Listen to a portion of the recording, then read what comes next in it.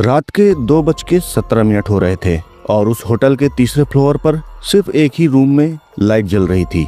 Room number 307, वही room जो पिछले 20 सालों से बंद था। मैनेजर ने मुझे की देते वक्त सिर्फ एक बात बोली, सर अगर रात में दरवाजे पर नॉक हो तो खोलिएगा मत। मैं हंसा, मुझे भूत प्रेत पर कभी यकीन नहीं था, लेकिन जैसे ही मैं रूम के अंदर घुसा मेरे फोन का नेटवर्क 0 हो गया। रूम बिल्कुल साफ था, जैसे किसी ने अभी अभी उसे सेट किया हो। बेड पर एक लकड़ी का पुराना सा बॉक्स रखा था और उस बॉक्स पर धूल में लिखा था वेलकम बैक। मैंने तुरंत हाथ हटा दिया। वेलकम बैक, मैं तो यहाँ पहली बार आया था। फिर मिरर में मेरी नजर पड़ी। मिरर पर किसी ने उंगली से लिखा था तुम लेट हो गए।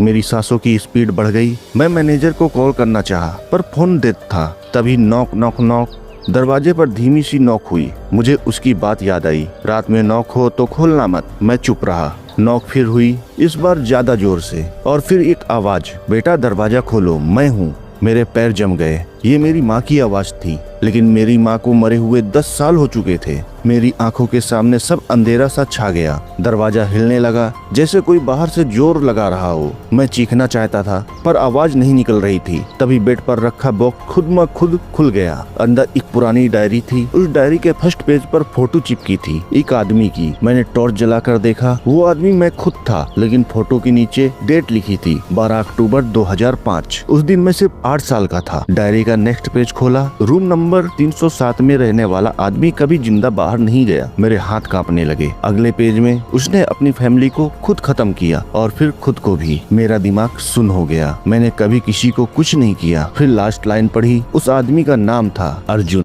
इसका नेक्स्ट पार्ट चाहिए तो नीचे कमेंट करें। हम बहुत जल्दी नेक्स्ट पार्ट इसका अपलोड करेंगे और हमें सब्सक्राइब कर लें।